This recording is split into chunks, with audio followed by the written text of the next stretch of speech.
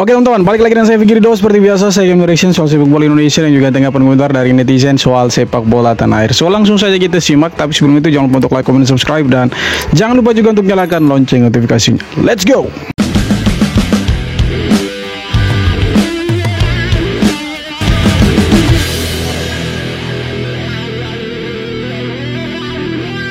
Cina gagal target, cuma 1 poin. Dia pulang ke sini untuk pelatih yang gagal target di Bahrain dan Cina. Dia datang ke sini, 1 main golf, 2 syuting ikan.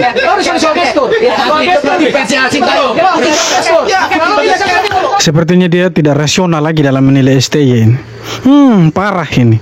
Dia tidak rasional lagi nih. Sepertinya ini dendam pribadi dia dengan STY. Jangan pernah berharap juara kalau Shin Tae-yong masih pelatihnya. Oi. Itulah ucapan tajam dari pengamat sekaligus komentator bola Bung Joy. Bung Joy berangkat. Nah sekarang kalau misalkan STY bawa Indonesia juara, nah ini komentar mereka seperti apa ini orang-orang dorang? Anggapan, jika untuk timnas Indonesia juara adalah hal yang mustahil selagi Shin Tae-yong pelatihnya. Apalagi dalam ASEAN Cup 2024 kali ini, Shin Tae-yong menurunkan para pemain muda. Bahkan, Bung Joy memprediksi untuk melawan timnas Myanmar saja, Shin Tae-yong akan kesulitan. Jangan pernah... Ya, mungkin kita tidak bisa berekspektasi lebih dengan tim yang dibawa sama STY di AFF kali ini atau ASEAN Championship Cup. Ya, mungkin kita tidak bisa berekspektasi banyak teman-teman. Kenapa? Karena yang dibawa sama STY itu pemain di Liga 1 semua. Bukan berarti kita merendahkan kualitas Liga 1 ya. Tapi rata-rata mereka yang dipanggil sama STY itu belum pernah main untuk timnas. Nah, di awal latihan saja mereka itu diajar passing, cara passingnya seperti apa. Ya mungkin wajar lah ya, diajar cara passing seperti apa. Nah kita tidak punya ekspektasi yang lebih untuk mereka. Tapi kalau misalkan mereka bisa masuk semifinal, bisa juara, ya menurut saya itu sudah bonusnya ya, sesuatu sekali gitu. Karena ya pemain-pemain yang ada sekarang yang dibawa sama ST ya mungkin hanya beberapa pemain dari timnas senior. Kemungkinan ada beberapa 4 atau 5 orang yang dibawa. Selebihnya mereka yang bermain di Liga 1 semua, yang mungkin sebagian besar belum pernah bermain di timnas itu teman-teman. Jadi kita tidak bisa terlalu berekspektasi tinggi dengan tim ini, tapi ya kita dukung saja seperti apa racikan STY untuk timnas Indonesia di AFF kali ini. Dipukul.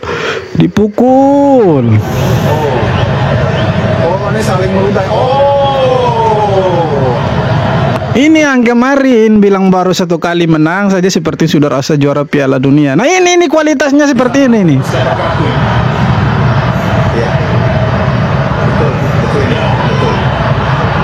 Woi. Pukul lagi. Nah, ini dia mantan pemain timnas yang bilang bagus ini. Kemarin kritik timnas kan. Bagus kau komentatornya itu. Dia harus dijadikan contoh, harus memberikan contoh. Karena kapten, iya kapten.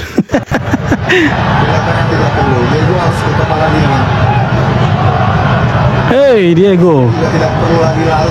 Diego Michels. Kemarin toh kritik timnas bilang baru 1 kali menang lawan Arab Saudi tapi rasanya seperti juara dunia. Masalah buat kau. Breaking news guys, baru-baru ini Coach Novarianto akui Eliano kecewa dan potensi oleh Romani sebagai... Iyalah cok, kecewa datang jauh-jauh dari Belandanya untuk jadi cadangan mati. solusi di depan timnas Indonesia memang sangat dibutuhkan. Ya, jadi belum lama ini guys, Coach Novarianto itu diwawancarai di liputan 6 Sport. Iya betul. Wawancaranya ini menanyakan perihal Eliano yang tidak masuk dalam skuad dan jarang diberi kesempatan bermain oleh Coach Sintayong. Lalu secara jujur Coach Novarianto mengatakan kalau ditanya rasa kecewa pasti Eliano kecewa. Tetapi nilai lebih dari Eliano adalah dia tetap profesional di dalam latihan dan mengikuti semua arahan dari Coach Sintayong selama latihan berlangsung. Jadi akhirnya terjawab sudah guys, bahwasanya Eliano mungkin memang kecewa, tapi dia tetap profesional dan ingin menunjukkan suatu saat nanti dia mampu menjadi andalan untuk Coach Sintayong. Dan pembawa acara ini menanyakan lagi nih perihal Oleh Romani. Seberapa besar nih peran Oleh Romani untuk timnas Indonesia besok? Dan Coach Novarianto mengatakan, iya, Oleh Romani sangat dibutuhkan. Ya, itu betul itu. Dimana harapannya ketika Oleh Romani bergabung di tahun depan, lini depan timnas Indonesia itu bisa semakin berbahaya.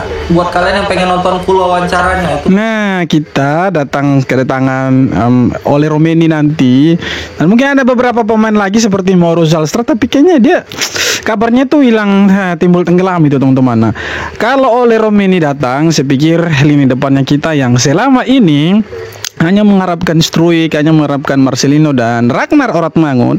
Nah, kita bisa ya punya striker yang bagus lah, karena kita tahu kualitasnya dia di era divisi seperti apa, apalagi dia bermain di FC Utrecht. Jadi ya semoga dia bisa menjadi jawaban atas ketumpulannya lini depan timnas kita. Dan untuk Eliano saya pikir ya semoga dia dapat kesempatan bermain lah, karena dia baru dapat 1 kali bermain, itu pun waktu lawan Bahrain, dan dia bermain mungkin sekitar 15 menit waktu itu, dan kita akhirnya imbang 2-2. Dan selanjutnya itu dia tidak masuk di DSP, dan terakhir kemarin lawan Arab Saudi itu pun tidak bermain teman-teman. Ya sayang sekali, datang jauh-jauh dari Belanda sampai ke sini dia jadi cadangan mati, kemudian hanya menghuni bangku cadangan. Jadi semoga kita berharap Eliano dapat kesempatan bermain, karena menurut saya dia bagus ini. Bagus sekali si Eliano, makanya dia direkrut, bukan direkrut tapi dipanggil lah oleh PSSI, karena pasti atas pengamatannya STE juga, persetujuannya STE. Jadi Eliano ini dinaturalisasi ya, tapi kembali lagi pertanyaannya, kenapa dia tidak diturunkan? Apakah dia kalah bagus dari Witan Sulaiman, dari Hoki Caraka, iya kan? Dari Pratama Arhan? Belum tentu dia kalah bagus. Toh dia bermain di FC Zwolle yang permainnya itu di liga teratas, itu tier 1 di Liga Belanda. Ya semoga lah, kita mengharapkan nanti STY bisa bermurah hati dan kasih kesempatan ke Eliano untuk bisa ya bermain untuk timnas nantilah. Victor Detan menjadi salah satu nama yang menyita perhatian dalam daftar pemain. Victor Detan ini seperti fam-fam orang dari NTT gitu. Ya, kak yang tahu tolong tulis di kolom komentar. Piala AFF 2024. Pemain muda berbakat ini resmi masuk skuad Garuda yang siap bersaing di grup B. Namanya PSM dia nih. Senior, Victor Detan diharapkan mampu memberikan energi baru di lini depan dengan kualitasnya yang sudah teruji di Liga 1 bersama PSM Makassar. Sebagai penyerang, Victor Detan memiliki keunggulan dalam visi permainan dan kemampuan membaca situasi di lapangan. Dia dikenal memiliki tembakan jarak jauh yang akurat. Nah, semoga dari Piala AFF ini kan banyak pemain-pemain baru kan.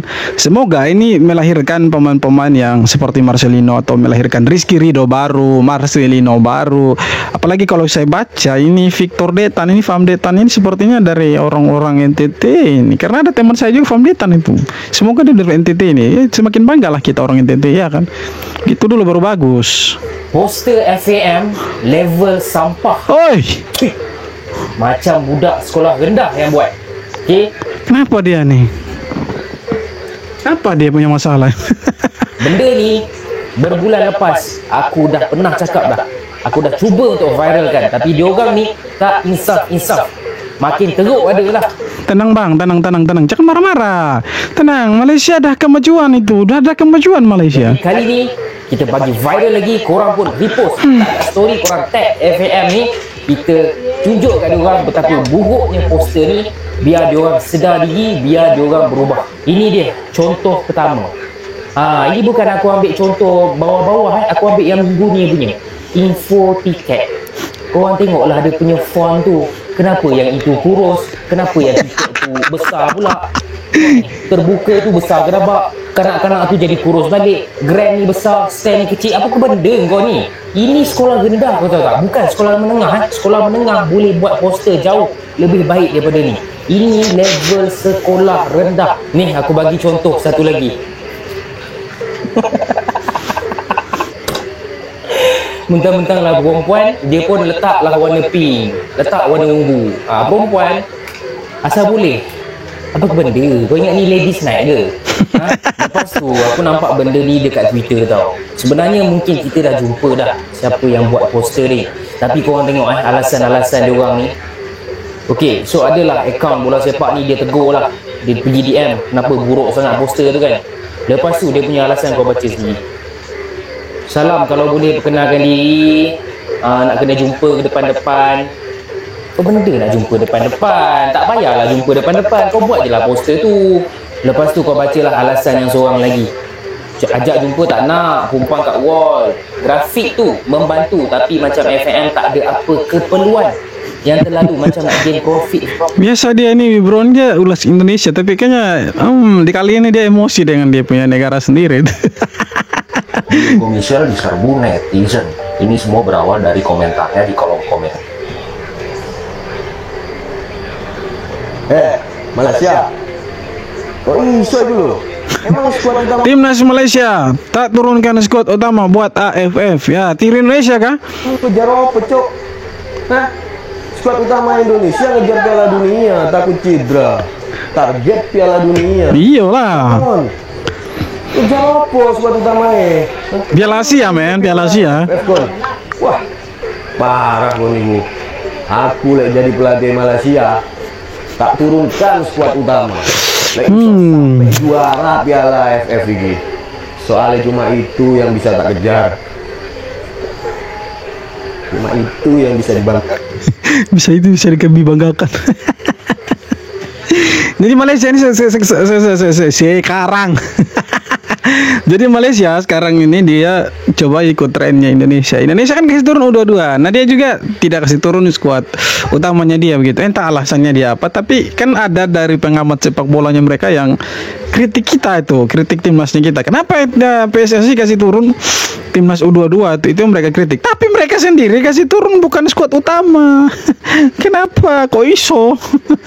Oke teman-teman, jadi itu dia beberapa video tanggapan komentar dari netizen Indonesia soal persepak bolaan kita. Jadi memang banyak pro dan kontra soal STY. Tapi kalau menurut survei itu banyak yang pro, bukan pro STY tapi pro program naturalisasi ya. Itu sekitar 70-an% lah. Nah yang tidak setuju ini mereka yang ya, beberapa persen saja lah. Itu orang-orang yang memang lebih memilih pemain timnas itu diisi oleh pemain-pemain lokal, non keturunan gitu. Tapi tidak apa, itulah perbedaannya kita buat seru-seruan saja. Tapi kalau kita lihat perkembangan sekarang timnas luar biasa menurut saya. Kenapa saya bilang seperti itu? Karena kalau kita lihat dari awal STY datang sampai dengan titik sekarang ini, itu kemajuannya luar biasa. Apalagi soal peringkat FIFA yang ditargetkan oleh PSSI itu Indonesia harus masuk 100 besar, ya kan? Nah sekarang kita ada di sekitar 125 atau 126. Tinggal sedikit lagi kita masuk 100 besar. Nah kalau kita konsisten terus permainannya, saya pikir tidak menutup kemungkinan kita ada berada di 100 besar. Karena sekarang negara-negara Asia Tenggara yang masuk 100 besar itu cuma Vietnam dan Thailand, teman-teman. Kita sekarang ada di 126 ya. Bolehlah kita sedikit lebih tinggi dari ya, tetangga kita Malaysia. Tetapi bukan itu targetnya. Targetnya kita itu ada di 100 besar. Nah, itu yang pertama. Kemudian sekarang kita di kualifikasi Piala Dunia round 3 itu kita ada di peringkat 3. Selangkah lagi kita akan ada di Piala Dunia 2026. Kalau kita bisa menang di 3 atau 4 sisa pertandingan, saya pikir kita akan ada di Piala Dunia. Nah itu menurut saya perkembangan-perkembangan yang ada di STY. Dan STY berani memangkas ya, jarak usia. Jadi saya pikir dia pakai pemain-pemain muda. Dan terbukti sekarang permainan kita luar biasa. Walaupun di 2 match kemarin itu kita kalah dari Jepang dan juga Cina. Tapi saya pikir ya kita bisa dapat hasilnya. Kita bisa dapat hasil yang positif. Waktu kita lawan Arab Saudi terbukti kita bermain Spartan sekali, tidak mau kalah ya, jadi kita bisa dapat 2-0, 3 poin penting dan kita naik di peringkat 3 teman-teman. Saya pikir itu luar biasa dari STY. Nah mungkin ada orang-orang yang tidak suka dengan STY karena saya lihat mereka sekarang bukan lagi objektif tetapi ya subjektif penilaiannya. Mereka itu melihat yang sekedar kalahnya saja gitu. Kalau kalah mereka kritik habis-habisan, tapi kalau menang mereka mencari-cari alasan untuk mengkritik STY. Tidak pada porsinya lagi. Ada yang bilang STY kalah secara permainan lawan Arab Saudi kita, walaupun hasil akhirnya kita menang, mereka mengkritik cara bermainnya STY, permainan STY, bilang kalah taktik dan lain sebagainya. Tapi kita bermain bagus waktu lawan Cina kan kita kalah juga. Dan saya pikir oke lah, mungkin kita lihat secara permainan kalah, tapi yang dilihat itu hasil akhirnya bahwa kita menang lawan Arab Saudi. Nah, mungkin pengamat-pengamat atau pandit-pandit sepak bola yang ya, dalam tanda kutip offside ini mereka tidak mau lihat itu gitu. Mereka hanya mau lihat bagaimana STY itu kalah dengan timnas yang sekarang yang notabene-nya itu 90% pemain naturalisasi, pemain-pemain keturunan. Jadi mereka hanya mau lihat itu kapan STY kalah supaya mereka ada bahan untuk mengkritik STY gitu. Tapi untuk kita yang waras. Ya sekali lagi kita tetap dukung timnas apapun keadaannya mereka. Mau kalah, mau menang, mau imbang, kita harus dukung mereka. Kritik apa yang perlu kita kritik, dukung apa yang perlu kita dukung. Ya sesederhana itu sebenarnya. Tidak perlu kita mencari-cari alasan bahwa STY ini harus dipecat bla bla bla walaupun menang, kalah dan lain sebagainya harus dipecat. Tidak perlu itu teman-teman. Yang penting kita dukung saja. Kritiklah yang perlu kita kritik dan dukunglah yang perlu kita dukung. Oke teman-teman, sekian video kali ini. Terima kasih banyak sudah nonton video sampai akhir. Sekali lagi jangan lupa untuk like, comment, dan subscribe, dan kita jumpa lagi di video-video berikutnya. Hormat.